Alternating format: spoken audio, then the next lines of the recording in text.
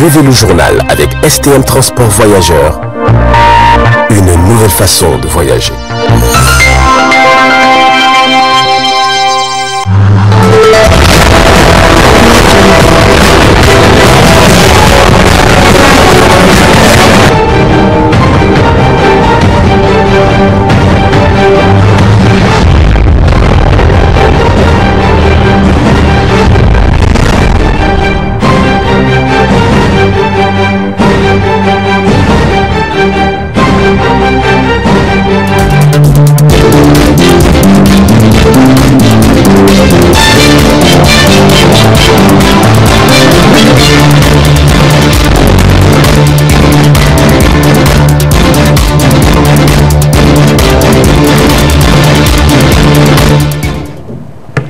Bonsoir à tous et bienvenue à cette édition du soir sur la télévision Tambara.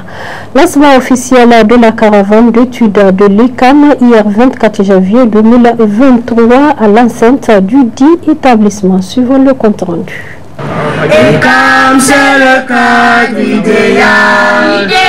L'information apporte aux étudiants compétences et performances.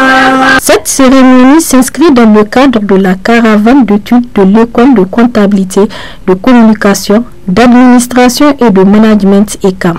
Une activité visant à faciliter l'insertion socio-professionnelle des étudiants après leur formation. Le but de cette activité est de permettre aux concernés de capitaliser les connaissances apprises, mais aussi un moyen efficace pour faciliter l'obtention des stages pratiques dans toutes les entreprises et institutions visitées au cours de cette caravane. Le thème retenu pour cette édition, la problématique du recrutement des jeunes diplômés, tire son fondement du problème récurrent de l'employabilité des jeunes diplômés issus de l'enseignement professionnel et technique. Une réalité qui se vit au Niger du fait que la création d'emplois est très disproportionnée comparativement au nombre de jeunes employés, de jeunes diplômés en attente du travail.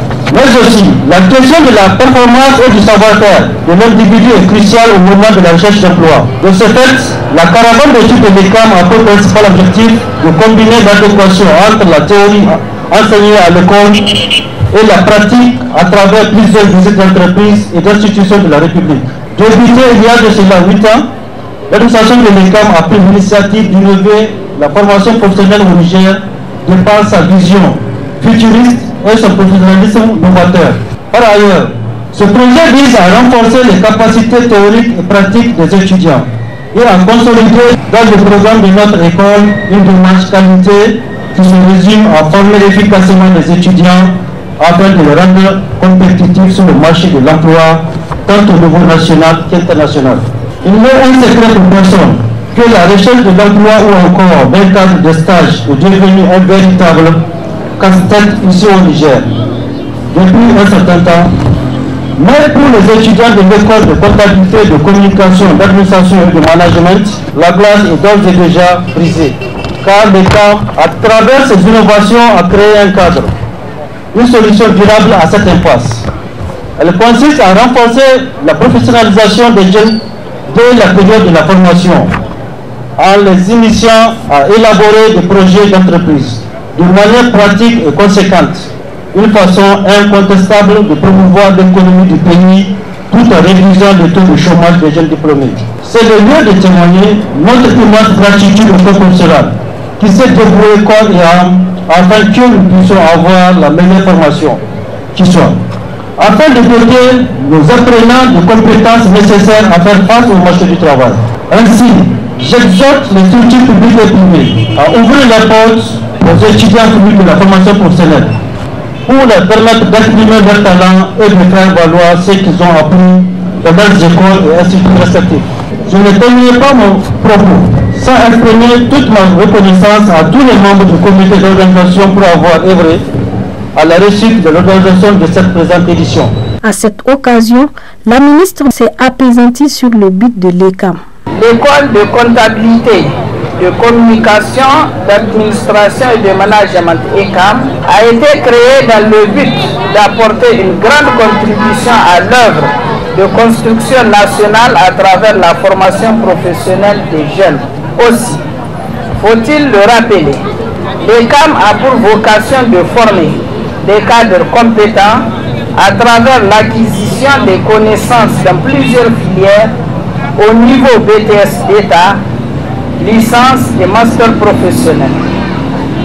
Dans cette perspective, l'ECAM met sur le marché de l'emploi des cadres compétents et aptes. Mesdames et messieurs, chers étudiants, sachez que ce n'est qu'une étape que vous allez franchir et le marché du travail vous attend.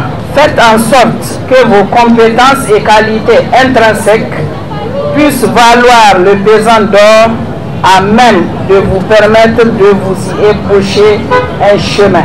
Alors, j'exhorte les structures des secteurs publics, parapublics et privés à ouvrir leurs portes aux étudiants pour faire valoir leurs compétences. Cette caravane d'études de l'ICAM, qui est à sa 6e édition, est une occasion d'approfondir les connaissances professionnelles et techniques des étudiants afin de protester et identifier les avantages que renferme cette dernière. De l'eau naturelle a plusieurs vertus sur l'état de la santé des nourrissons de 0 à 6 mois, surtout les premières heures de naissance du bébé. De ce fait, suivant ce commentaire réalisé sur l'importance de l'allaitement exclusif.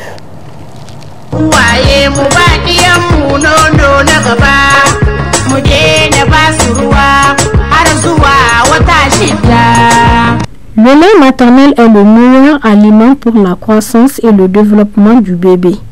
Le premier lait, connu sous le nom de colostrum, est riche en protéines, pauvre en sucre et bourré d'anticorps protecteurs et autres éléments bons pour sa croissance. Ce lait est particulièrement important car il est conçu pour favoriser le développement du tube digestif du bébé en soutenant sa capacité à faire face aux infections bactériennes et virales, fournissant presque tout ce dont un bébé a besoin pendant les 6 premiers mois de sa vie. Le lait maternel produit spécialement par chaque mère pour son bébé offre la teneur parfaite en protéines, en glucides, en matières grasses, en vitamines, en minéraux et est facile à digérer. Notons que l'allaitement maternel présente de nombreux avantages pour la santé de l'enfant et celle de sa mère. C'est la façon optimale de nourrir les nouveau-nés car elle favorise aussi la croissance physique et affective de l'enfant, privilégie le lien mère-enfant, renforce l'immunité de l'enfant et réduit le goût lié à l'achat de lait artificiel. L'allaitement exclusif au sein de jour comme de nuit est aussi une méthode moderne de planification familiale.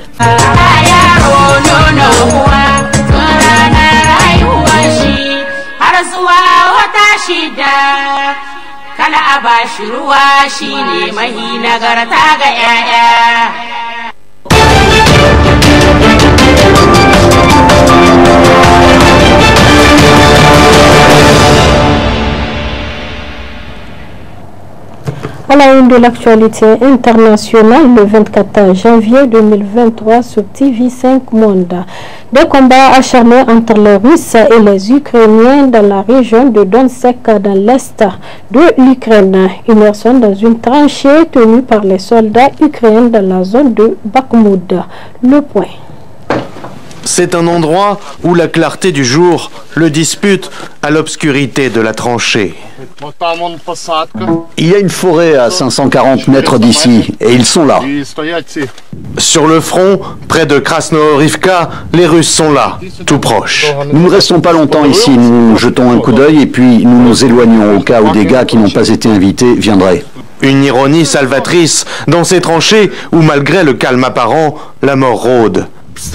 En face, ils ont des mitrailleuses de gros calibre, des fusils anti-chars, mais ils ont de très mauvais tireurs d'élite. Ils ont également des lance-grenades sous le canon du 80 mm. Nous faisons avec. Nos positions sont bien faites et fortifiées. Nous pouvons tenir bon ici, et nous le ferons. Derrière leur apparente décontraction, la proximité des soldats russes oblige ces militaires ukrainiens à rester sur le qui-vive. Tous les jours, des groupes de sabotage tentent d'attaquer, mais nous pouvons riposter, donc ça ne nous dérange pas.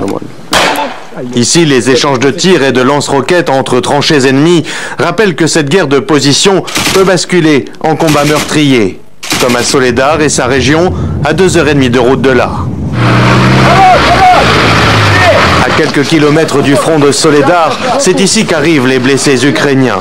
La ville, que les Russes disent avoir reprise, et sa région sont le terrain de combats féroces et meurtriers.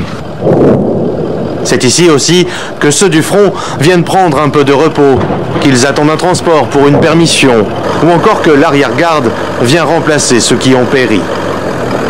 L'objectif des Russes, c'est la route vers Sloviansk, via le verrou de Barmout, que Moscou pense être la clé pour déstabiliser la résistance ukrainienne. La ville est à 60% détruite d'après les autorités locales et il ne resterait plus ici que 10% de la population, environ 7000 personnes, pour la plupart terrées chez elles, sauf quand il faut se ravitailler. J'ai 3 enfants à la maison. J'en apporte aussi à mes voisins. Il y a une grand-mère qui ne peut pas marcher. Elle est avec des béquilles. Tiens, c'est le dernier. Avec les combats concentrés sur Soledar à une quinzaine de kilomètres, Barmout a pu respirer un peu ces derniers jours. Mais la pression reste forte. Les séparatistes sous le contrôle de Moscou ont annoncé avoir pris 2 autres villages dans la région. 16 degrés relève à Kaboul, la capitale d'Afghanistan fait face à une vague de froid meurtrière. 104 personnes ont déjà perdu la vie dans un pays déjà en proie avec la crise alimentaire. TV5 Monde fait le point. Mieux vaut Kaboul sans or que Kaboul sans neige. Un vieux proverbe que la vague de froid qui empoigne la capitale afghane pourrait bien faire mentir. Avec un hiver aux températures les plus basses depuis de nombreuses années, les flocons sont bien au rendez-vous. Autrefois, les familles craignant la sécheresse s'en seraient réjouies, mais aujourd'hui, comme pour cette mère de famille, le manteau blanc qui recouvre la ville n'a rien d'un amusement. Ce matin, quand je suis sortie, les enfants applaudissaient, disant qu'il avait neigé. Puis je leur ai dit, puisqu'il a neigé, aujourd'hui vous aurez faim. Ils se sont tous tus, fatigués, et n'ont rien dit, parce qu'ils ont compris que leur mère ne pourrait pas travailler aujourd'hui, et qu'ils auraient vraiment faim. Depuis le retour des talibans au pouvoir en août 2021, les milliards de dollars d'aide internationale se sont taris, plongeant l'Afghanistan dans l'une des pires crises humanitaires au monde. La moitié de ses 38 millions d'habitants sont confrontés à une insécurité alimentaire aiguë et 3 millions d'enfants risquent la malnutrition. Je n'ai pas d'autre choix que de me débrouiller. Personne ne peut me prêter d'argent. Il n'y a pas de banque, d'amis ou de parents. Personne n'en a assez pour lui-même. Chacun a ses propres problèmes. Mais même la débrouille, parfois, ne suffit plus. La pauvreté qui accable certaines familles les oblige à l'impensable. Comme ce père, qui a déjà vendu plusieurs fois sa plus jeune fille, faute d'argent et de nourriture. Je l'ai vendu 3 fois, j'ai dépensé de l'argent que j'ai obtenu, puis quelqu'un est venu m'aider. C'est ainsi que j'ai pu récupérer la somme pour laquelle je l'avais vendu et j'ai dit à l'acheteur, reprenez votre argent et donnez-moi mon enfant. Je ne pouvais plus dormir. Alors que l'économie afghane, déjà malmenée par des décennies de guerre, s'est enlisée dans la crise, au pied des contreforts de l'Hindou-Kush, à 1500 mètres d'altitude, les Kabouliens espèrent passer l'hiver. D'après les services météorologiques, la vague de froid doit se poursuivre cette semaine encore. L'école de comptabilité, de communication, d'administration et de management ECAM a poursuivi sa caravane ce matin à travers 3 visites d'entreprises dont je vous invite à suivre à travers cette partie magazine réservée à l'édition. Très bonne réception. Ces visites d'entreprise organisées par l'école de comptabilité, de communication, d'administration et de management ECAM à l'endroit de ces étudiants s'inscrivent exactement dans le cadre des programmes de découverte du milieu professionnel afin de permettre à ces étudiants de marquer la différence. ECAM est une école de formation professionnelle qui est un complexe du niveau moyen au niveau supérieur. Nous avons l'habitude de faire une formation dans les 4 murs dans nos salles respectives, qui est une formation théorique que nous donnons à nos étudiants et nos apprenants. Mais la question de savoir, est-ce que ces futurs produits finis que nous formons sur le marché, est-ce qu'ils sont en contact avec le monde de l'emploi? Est-ce qu'ils savent comment les choses s'opèrent sur le marché de l'emploi? Est-ce qu'ils savent comment les formations qu'on les donne s'opèrent dans les entreprises? On a plusieurs filières de formation, donc on les a réparties en filières de formation. Aujourd'hui, nous sommes dans l'entreprise Niger-Lait avec un groupe d'étudiants afin de constater, de viser ce qui se passe sur le terrain.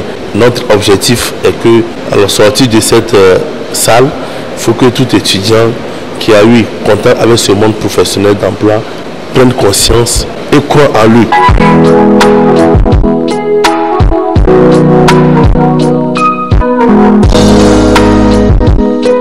Cela va leur permettre aussi d'entreprendre. C'est vrai que nous sommes dans une unité industrielle, mais en tant que formateur des filières informatiques, cela va leur donner une ouverture d'esprit. Ça peut leur donner des idées comme quoi ils peuvent aussi apporter des solutions aux usines. Dans le secteur industriel, l'informaticien aussi a besoin de donner sa touche personnelle. Donc je crois qu'avec cette visite, ils ont une idée générale et ils ont touché du doigt la chose. Ils ont une idée de ce qu'ils peuvent aussi apporter dans le secteur de l'industrie.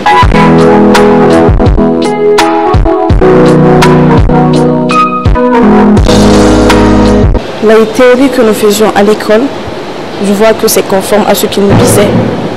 Je vois l'entreprise comme ceux qui nous avaient définis. Et je trouve que c'est bien, ils ne nous avaient pas menti, car moi je me trouvais dans l'incapacité de pouvoir gérer une entreprise. La façon dont ils nous expliquaient ça, mais maintenant que je suis en face, la pratique, je me dis que non, ça peut aller, je peux faire de mon mieux, ça peut aller, je peux le faire. Je trouve que notre école, elle a bien fait d'organiser cette visite, car il n'y a pas beaucoup d'instituts qui proposent des caravanes d'études comme ça, des visites d'entreprise. Ça nous permet de voir dans quelles conditions les entreprises sont, les employés, les employeurs, comment ils sont. Honnêtement, quand je suis venu ici, ça m'a un peu étonné. Genre de voir les installations, ça m'a permis de savoir comment entreprendre, comment on fabrique le lait que nous consommons. Cela est très important pour comprendre ce que nous consommons. Après, au fur et à mesure qu'on visite, des idées commençaient à venir dans ma tête pour entreprendre. Ça m'a donné des idées en tête pour dire comment moi aussi je peux me débrouiller dans la vie pour entreprendre ma propre vie. Cela m'a aussi permis d'apprendre beaucoup de choses.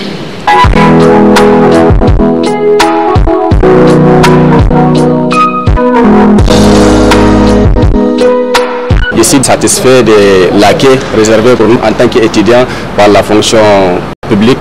Parce qu'aujourd'hui, j'ai compris qu'après ma formation, j'aurai une chance d'effectuer par exemple un stage ici à travers l'explication des RH et aussi également des DGC.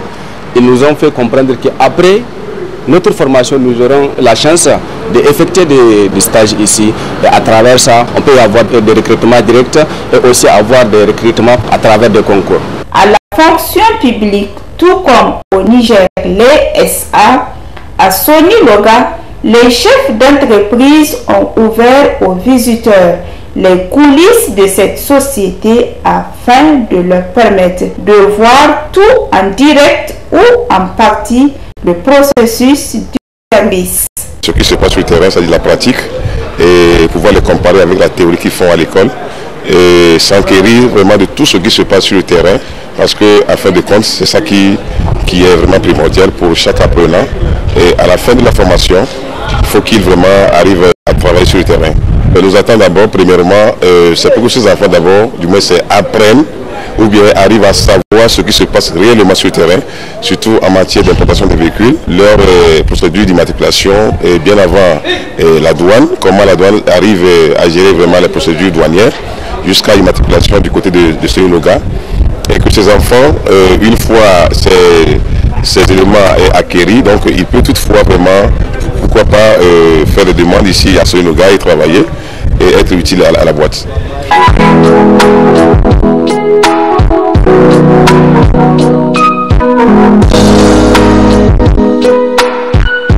J'entends parler de Sony Loga. C'est la première fois que je suis venue ici. Il y a tellement de choses que j'ai jamais vues, je viens de les voir. J'ai vu comment se passent les transactions et autres.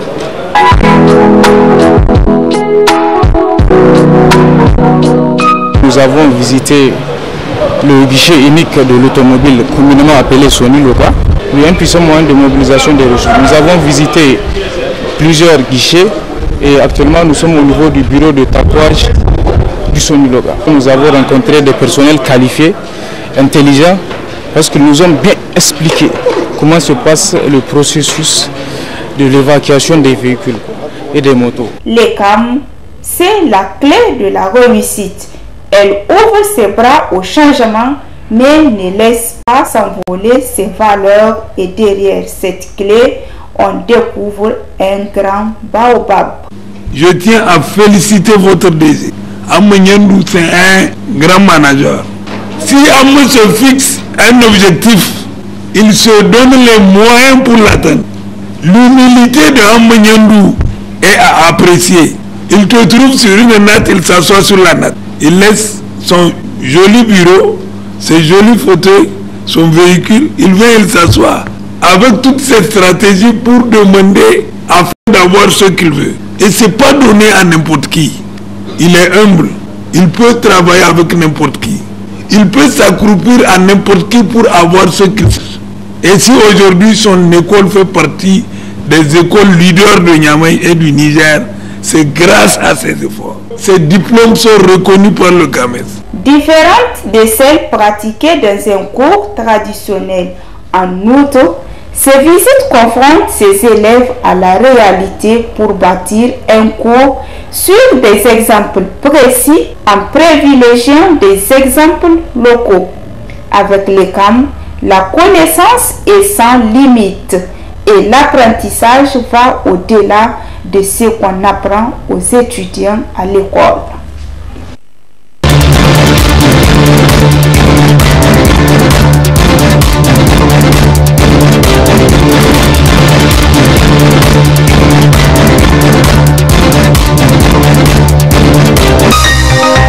Ce journal vous a été présenté par STM Transport Voyageurs. Une nouvelle façon de voyager.